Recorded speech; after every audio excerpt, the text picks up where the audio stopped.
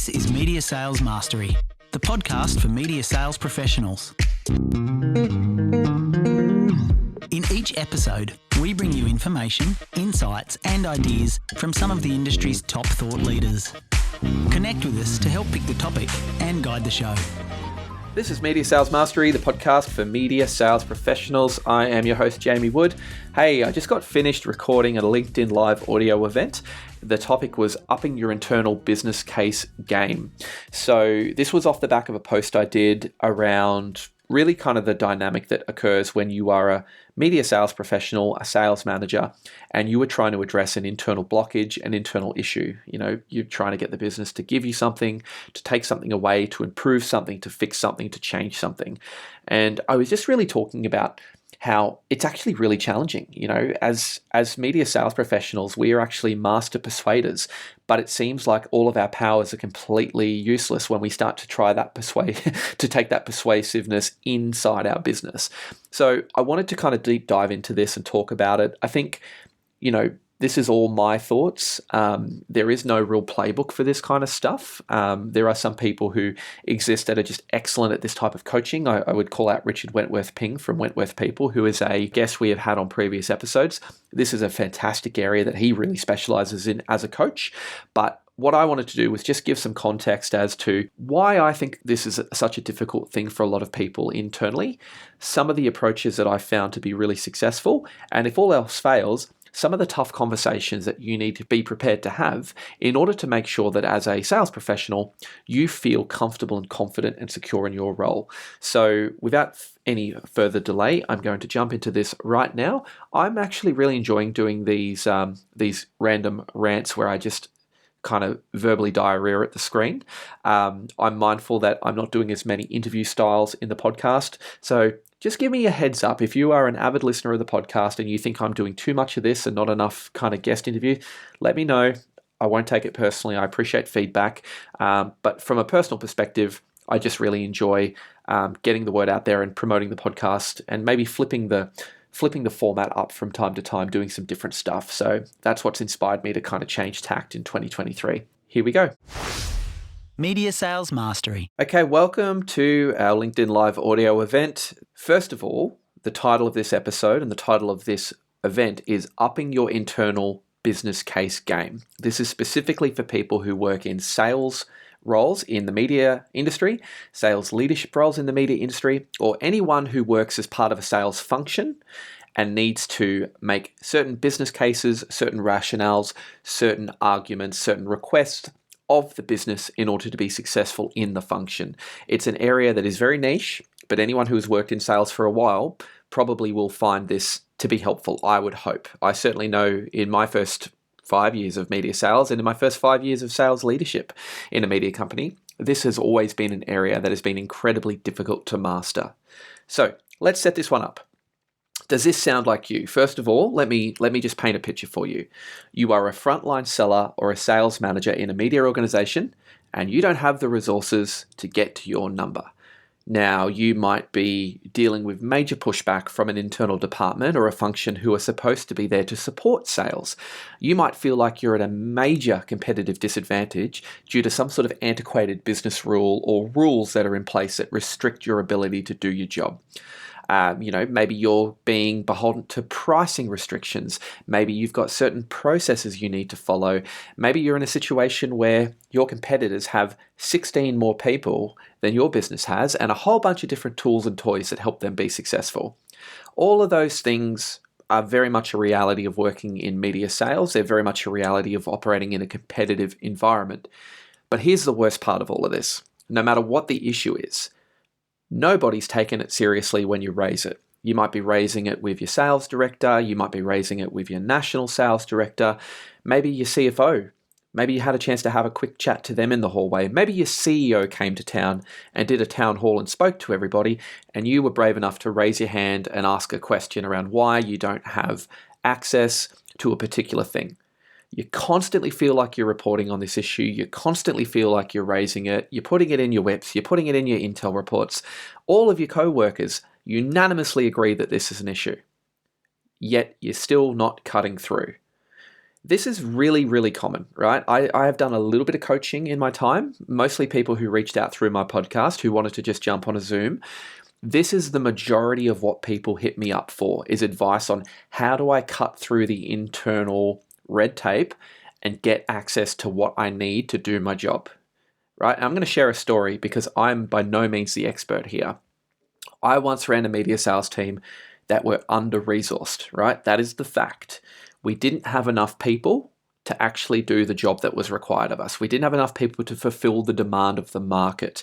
We didn't have enough people to get to our number. It was quite simply an unachievable target based on the resourcing we had. And as a consequence of that, as a consequence of having, let's say, 3, I'm going to say minimum 2, but ideally 3 people less than we needed, we had a sales team that would come in and effectively survive the day. Okay, we had sales coordinators who were basically just running on adrenaline the whole time. And, these are the types of things that can really quickly kind of demonstrate when a team is under-resourced. Nobody in the team would take their lunch break. People would power through and either forget they hadn't had lunch or they would eat their lunch at their desk. People would consistently arrive early. People would consistently leave late. And this is not healthy, right? If you're the leader of a team and you're seeing these kind of things, these symptoms, these are actually massive red flags because you've got a team that are on the brink of burnout. This is not a sustainable way to run a team. It's not a sustainable way to keep your job as a sales director because you're going to continue to miss your targets. And I needed to kind of raise the alarm internally around this issue. So I would constantly raise this with my national sales director. I would give all those examples I just gave to everybody then. Here's the thing that was really, really difficult. His response was pretty much that everyone was doing what we were doing, right? Where, he would say things like, look, the business is under a lot of cost pressure right now, Jamie, as you know.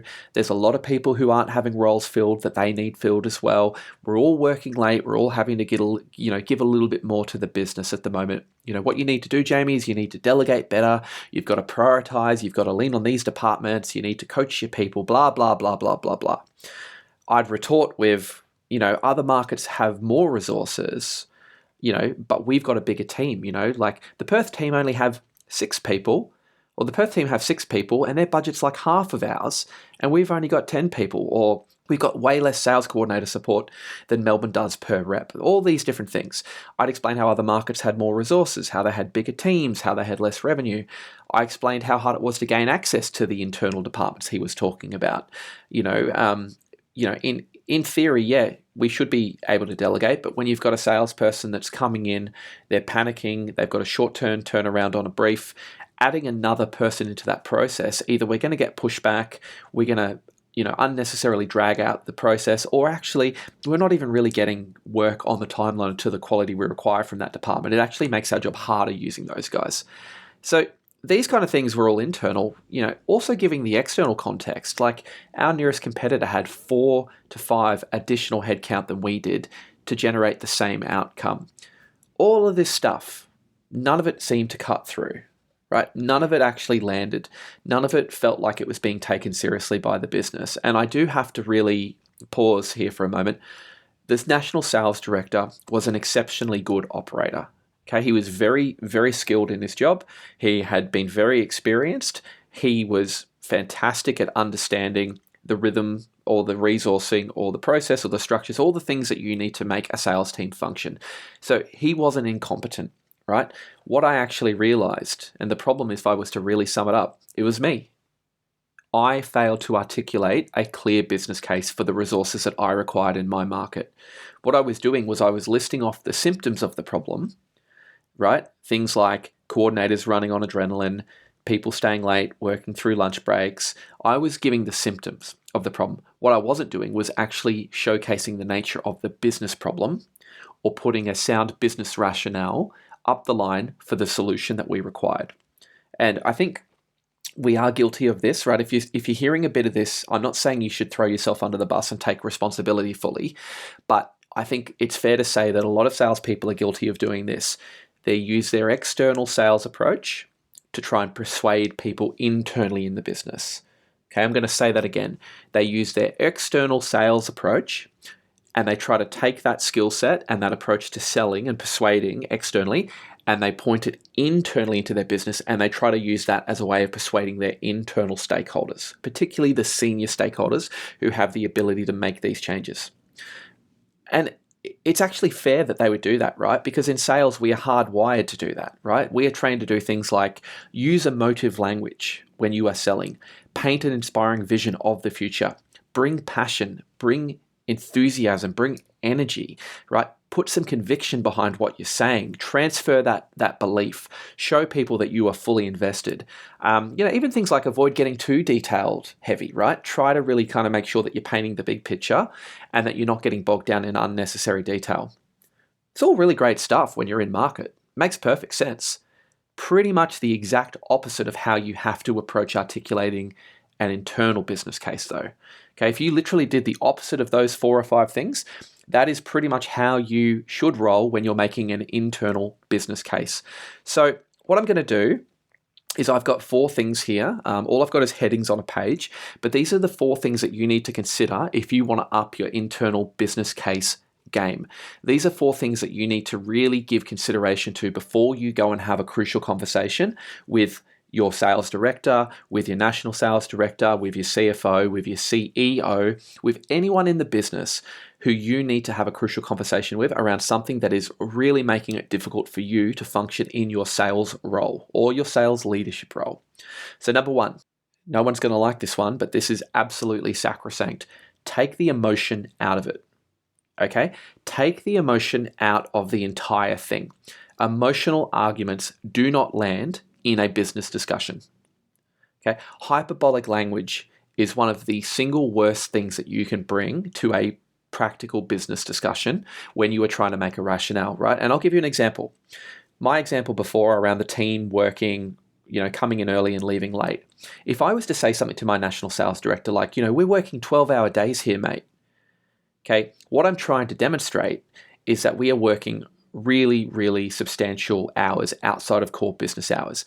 But the way that information is going to be received by somebody in a national leadership role is not the way that I'm intending. I'm intending to show how severe the situation is. I'm sure on occasion there probably have been some times where people have worked 12-hour days, but somebody on the receipt of that information is going to take that very literally.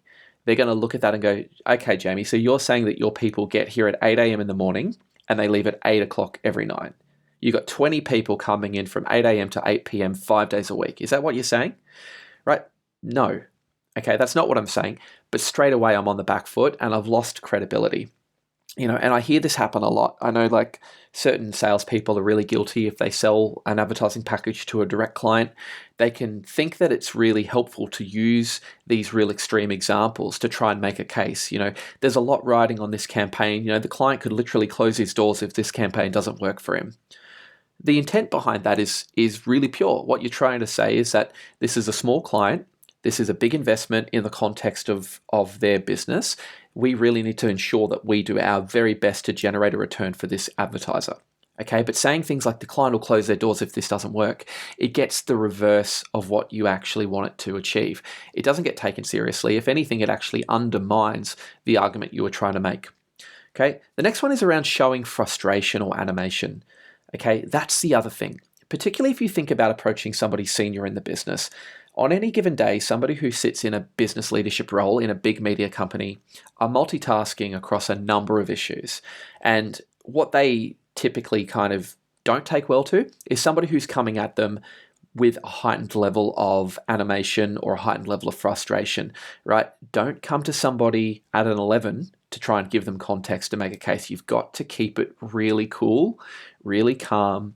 You can be stern, you can be direct, but you need to make sure that you take that visceral human emotion out of it and have a really mature, sensible conversation, right? And you've got to avoid things. So, emotion can be really, really quickly misconstrued as jealousy or as another type of thing. So maybe I would say something in the past like, mate, the Perth team have 3 coordinators to write $1 million a month. I've got 4 coordinators to write $2 million a month. The case that I'm trying to make there is really quite practical. What I'm trying to show is that there is a disproportionate amount of resource being allocated between markets based on the revenue. But what that's going to be perceived as is jealousy. The Perth team have more than I do, and I'm trying to throw them under the bus. Okay? That's never our intent, and that doesn't help your cause if that's how it's getting received. You've got to keep your cool. You've got to keep yourself very much in a state where you are relaxed, you are calm, you are poised, and you've got to keep everything you say contained to the issue that you are trying to resolve and the resulting impact on the business if you don't get it resolved. Try to really kind of make sure that you think about this. The emotion is one of the single worst things that you can bring to a business discussion. Number 2, and this is sort of a natural extension from the emotion one, pick your battles. Okay, pick your battles. Business issues are complex. Business issues aren't black and white, right? There are lots of examples of different mini issues that kind of flare up off the back of a bigger issue. And there's lots of legacy details as to how an issue's come to be. There's various reasons why something might be the way it is. Thinking about this just in my own sense, what I see is typically you'll have somebody who's so frustrated by a particular issue in a business that it's festered, it's created other issues, and suddenly you've got this laundry list of about 20 things where you feel like you've been unjustly treated by the business, or you've got things that you feel you really need to table with the business. So in my case, an example might be with the resourcing case. Mate, I told you 3 months ago that we didn't have enough resourcing. Now you're giving me grief about missing my budget 2 months in a row. When we were on that call the other day, the CEO said that our market share is slipping. I've already put the submission up the line. You said we had a headcount freeze on, and then you've gone and put 3 roles into this department over here. They were new hires. It's all very valid stuff, right? It's the kind of thing that if you were on the receiving end of that, it would be infuriating. However, you have to bring it back to what are you trying to achieve from this conversation? Are you trying to win the argument? Or are you trying to get a solution? Okay. So often what I see is people get so frustrated by an issue that what they actually want to do is go in and win an argument versus getting a resolution to the core issue. You have to prioritize what the core issue is and what you require. And when I say the core issue, I mean, if you've got 4 things that you think like are gripes, you've got 4 things that you think are major issues, maybe go in and think of the 1, maybe 2 issues that you genuinely want to tackle and get a solve for. Okay, prioritize the big things and make sure that to some extent, you kind of let some stuff go. Okay, because if you get to a situation where you come at a stakeholder, like a senior stakeholder in the business, if you're coming at them hot and you're throwing 15 different things at them, they're not necessarily going to be able to help you solve your problem. If anything, what they're going to do is think that they need to placate you and calm you down and have a bit of a coaching discussion, right? So suddenly you're on the receiving end of, you need to look at this more maturely, you need to think about delegation, you need to think about blah, blah, blah, blah, blah. Okay, you're in a coaching discussion as opposed to a serious business conversation. And what's the center of the conversation is your tone and demeanor and your attitude versus the actual technical solution that you need for a problem. Okay, so try to let go of the stuff that's not important. All right, I cannot stress this enough. Pick your battles. You can have a whinge to people that you can confide in, but when it comes to dealing with a person who has the power to actually fix the problem, you've got to pick your battles and lead with the biggest, ugliest, maybe 1, maybe 2 issues that you have. Number 3, talk macro, but have the micro on hand if required. Okay, the more senior someone becomes in a media company, the more complex their world gets. Therefore, the more they need you to simplify your communication to them. Okay, I get that we think that's counterintuitive.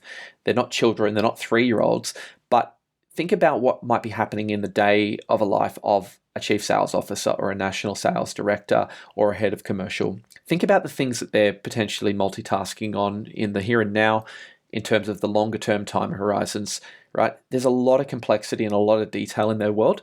You need to be able to really, really simply articulate the core of your problem in really effective business language, right? So I'll give you an example of what talking macro might be like.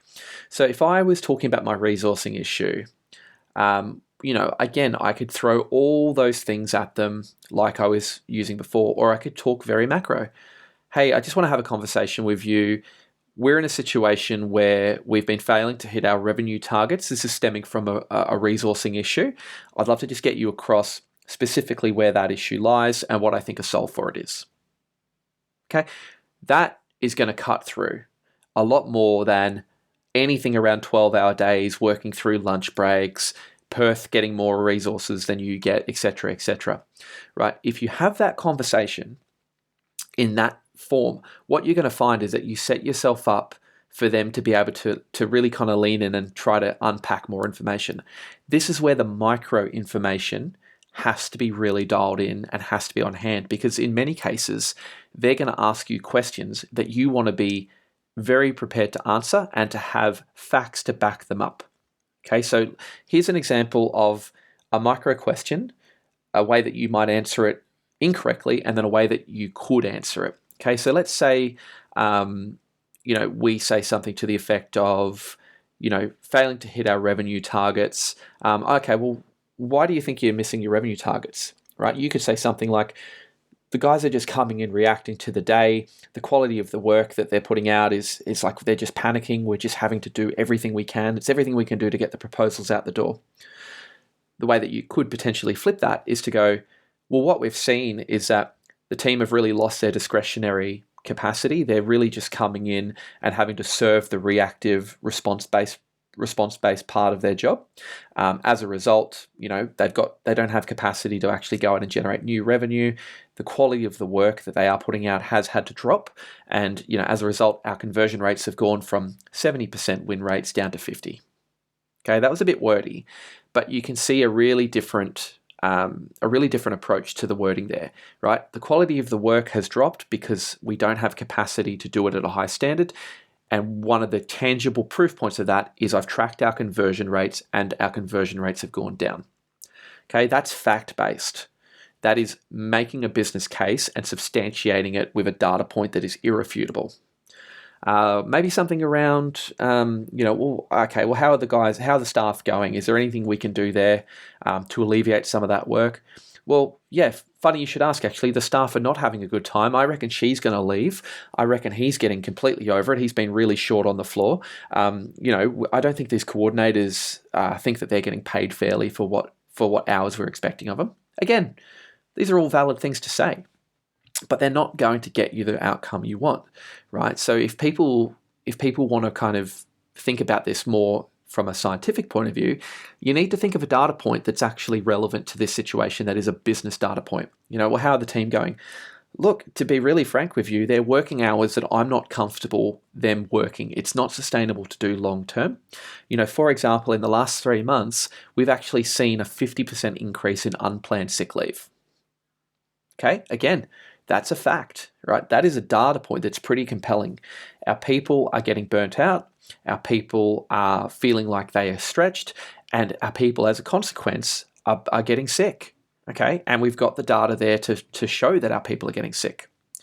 Right? Well, what about your competitors? Isn't it just a busy market at the moment? Our competitors have way more resource than us. These guys have this whole specialist function that does all this stuff for us. They've got 4 more reps than we do. You can see how quickly you can start to get into these situations where you're just throwing these, what you think are valid arguments. But think about how you might answer that question from a competitive set in a way that is very fact-based.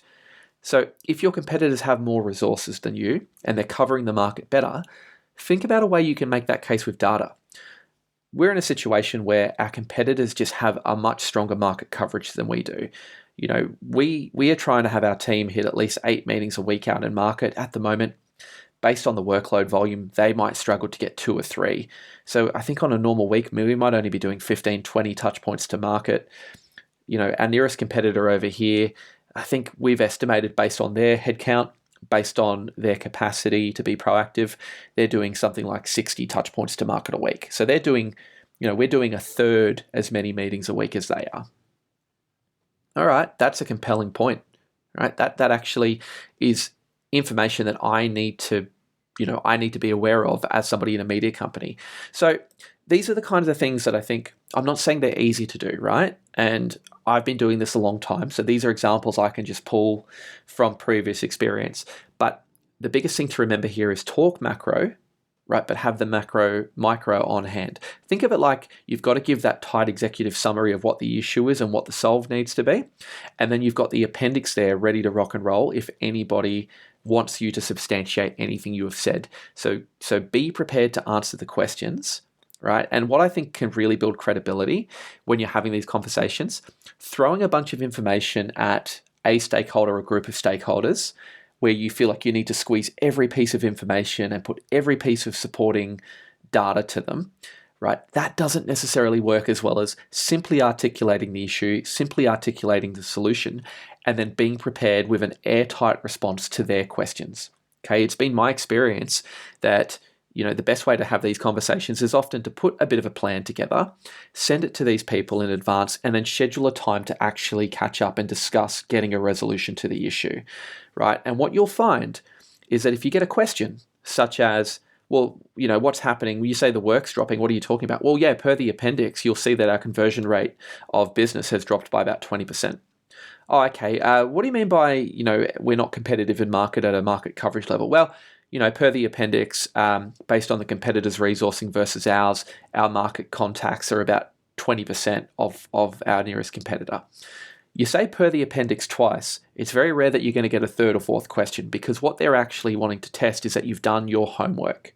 Okay, and worst case, I hate to say it, people don't really get a per the appendix more than twice because they don't want to show that they haven't read your document. So this one, talk macro, but be prepared with the micro. Okay, and on the last one here, don't sell the upside, forecast the downside. Okay, I'll say that again. Don't sell the upside, forecast the downside. Now, here's the thing we've got to remember if we work in a sales function of any type. We are used to selling the upside. Okay, hey, if you give me more headcount, if you give me 2 more headcount, I'll go get you $1.6 million this year. Right? Who doesn't want $1.6 million? Give me $100,000 over here, I'll give you $1 million over here. Right? Makes perfect sense. I'm giving you 10 times return. Sadly, these equations are not necessarily met the way that you might think they need to be. Okay, and I'll tell you why. As a media sales professional, as a sales leader, you are predominantly focused on revenue. That is what you are accountable for. That is kind of sacrosanct. If you're not bringing in the revenue, you're not doing your job. So you are hyper attuned to revenue. You think in terms of revenue growth. You think in terms of upside. You feel that your job is to grow revenues for the company. What's happening when you are taking that approach internally, though, is you are talking to people that aren't just focused on revenue. You are talking to people that are focused on cost. You are talking to people that are focused on operational efficiency. You're talking to people who have a world of OPEX, a world of CAPEX, a world of EBITDA, a number of different stakeholders that are pressing them for different things. They're often thinking in terms of the profitability of the business. They're often thinking in terms of reducing cost as opposed to maximizing revenue. So going and hitting them with a revenue story might not necessarily be the way that you get your business plan over the line. Right? And I know this sounds crazy, but think of it from the perspective of someone who is a CFO. If you're a CFO and you're $800,000 over your annual budget for headcount, you're not interested in any amount of money or any amount of upside that's going to come as a consequence of you putting another $100,000 to $200,000 of cost into the business. Okay, that's just the way the world works. It's not perfect, but these are the operating structures and these are the principles that most media companies have to abide by. So, forecasting the downside is actually the way you might want to approach these conversations. And if you think about it, most people who work in business leadership roles, particularly in the C-suite, they live in a world of risk versus return, capital deployment versus return on investment, cost cutting versus the impact of that cost cutting. There is always a healthy tension between cost and revenue, and their job is to really straddle that line and make sure that they're making strategic decisions across both of those pressure points of the business. So, I'm not saying that you can't make the business case, but you have to flip the way you think about making the business case. So let's think about this from the point of view of how do we reshape this argument. So with my case, I've got a team that's under-resourced. I need more headcount. I need 2 more reps into the team and maybe 1 more coordinator. What I might think about is how do I make this case in a way that actually speaks to a pressure point of the business I'm operating in. So earlier on, our team don't have capacity to be proactive in market. Our team, our reps are basically desk bound.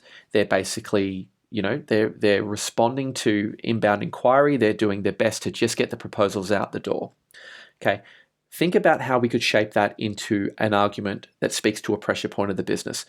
My concern here with this is that we don't have discretionary effort to go and build pipeline.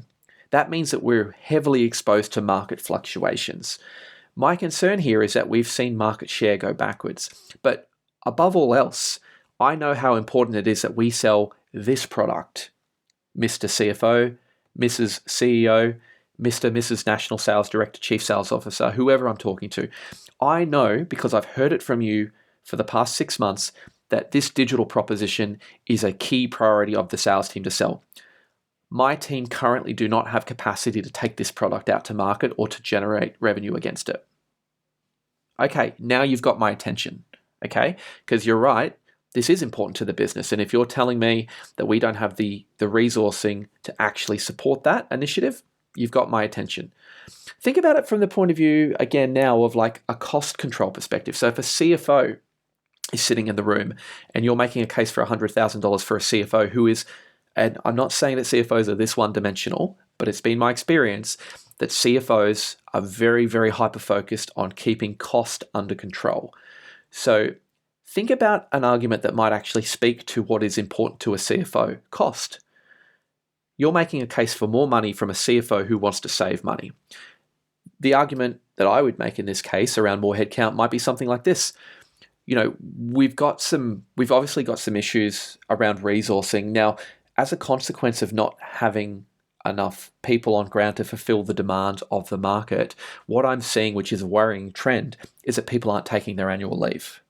Okay, and the reason they're not taking their annual leave is because they either feel some sort of sense of duty to their fellow teammates. They don't want to leave them in the lurch because they're seeing the workload already when the team are at full tilt. But also, I think the times where people have taken their leave, what they've come back to is the work hasn't been able to get fulfilled. The work is just there waiting for them. So in essence, they're actually increasing their workload. And a lot of the time, I hate to say it, they're actually getting called on their leave. They're getting pulled in. Okay, a bit emotional, what I'm saying there, but here's how you make it a cost discussion. So we're in a situation now where I'm starting to see our untaken leave accumulate, right? It's getting to a level where the staff aren't taking their annual leave. We're going to have a big issue in 6 months' time if we've got a massive bank of untaken leave and we've got a workforce that are pushing back on taking it. That speaks to a CFO because untaken leave is a liability on their balance sheet, okay? That's a problem that they would very much like to avoid. And if you are proving through data and through a common sense, well-articulated business case that is an issue that is going to occur if you don't have a solve to the resourcing issue, that is something that is only going to get worse, okay? What about something a little bit fluffier? And when I say fluffier, I mean maybe the cost argument and the revenue argument and the pressure point of the business argument aren't landing, and you need something that's a little bit more sort of left of center, but you can hold these leaders accountable for. A lot of leaders are responsible for setting a vision for the business, and they're very responsible for coming up with, in consultation with the members of the business, the corporate values.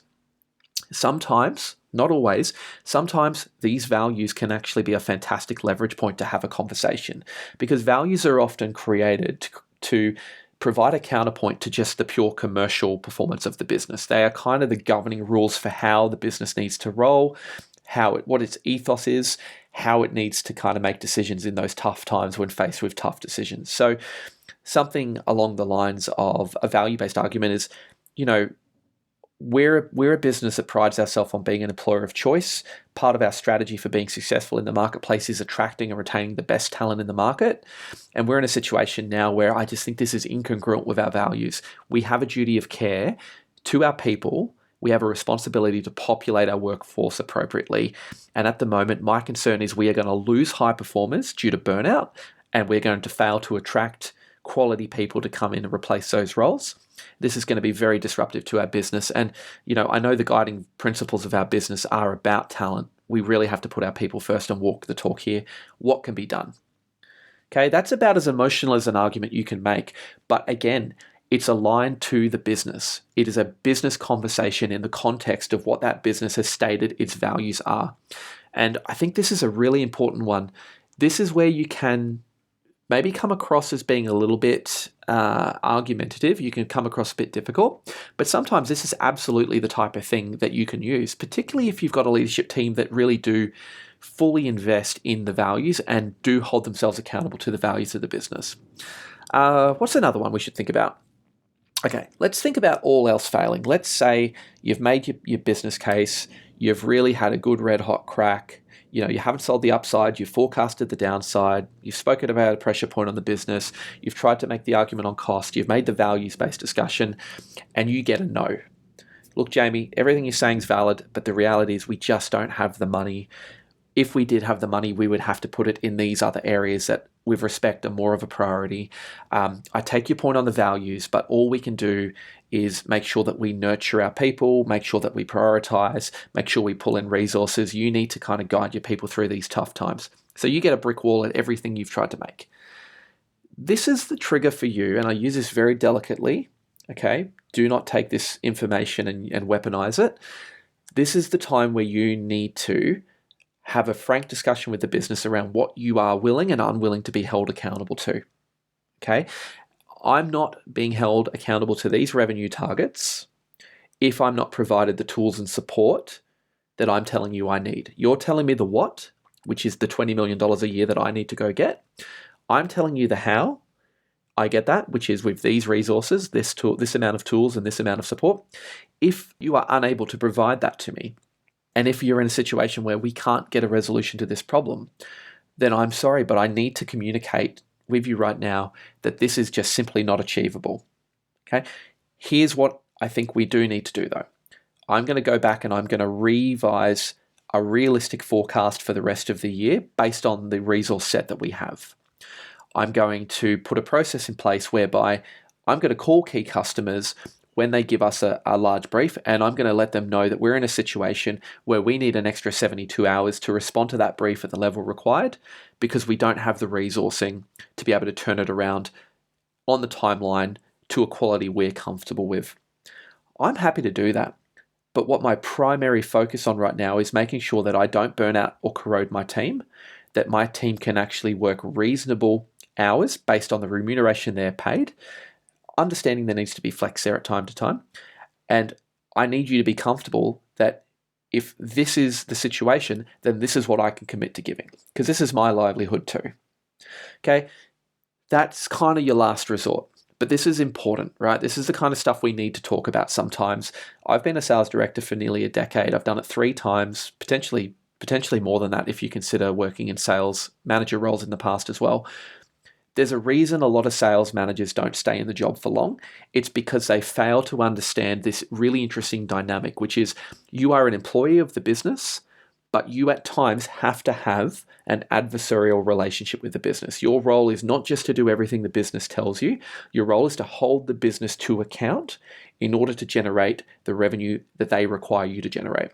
So these kind of conversations are not going to get you labeled as being difficult if you have them in a mature, respectful way.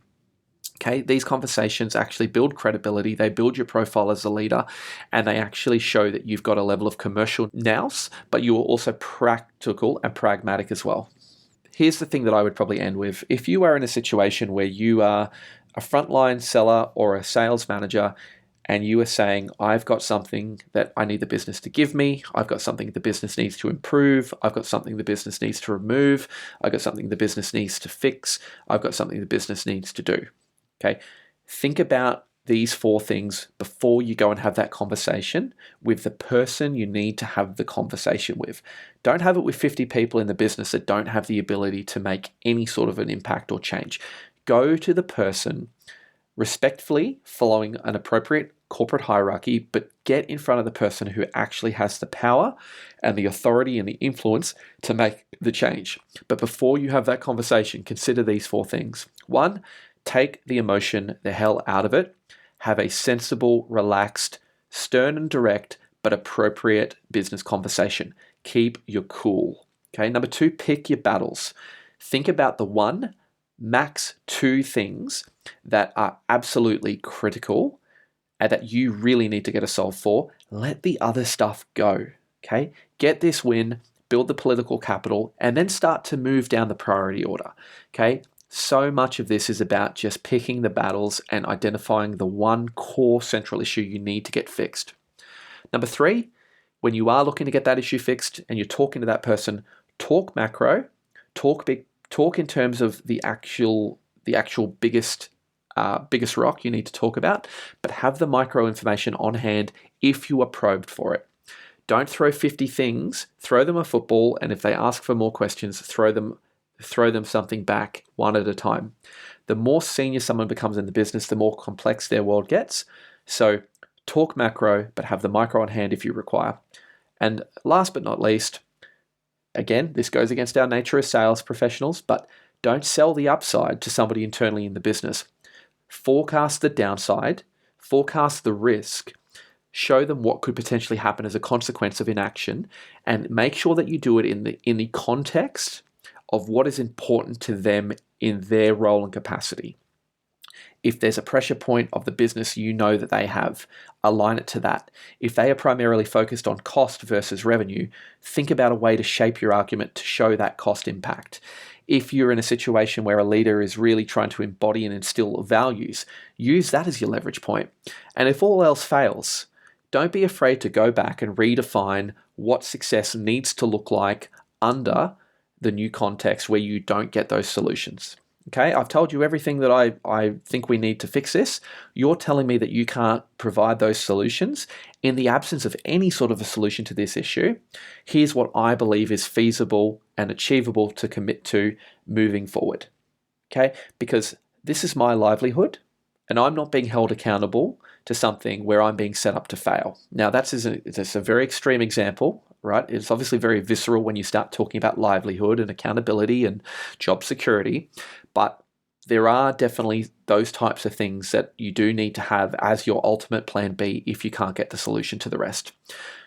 Please let me know if this was helpful, guys, right? Again, this one was just me kind of doing a bit of a freestyle. I've got some notes in front of me, but this is me drawing on my experience over many, many years of having these types of conversations all the time. If you think I hit the mark, let me know. If you think I really failed to mention anything or didn't give consideration to things, or if there's stuff you want me to unpack, hit me up in my LinkedIn DM. Let me know if you want me to do a future topic on this. Otherwise, I really wish you the very best. And, remember, there's not too many issues. I think there's no issues, to be honest, that can't be fixed with really good communication. So focus on good communication. You'll probably find that most problems can get fixed relatively easily from there. Thanks, guys. Have a great day.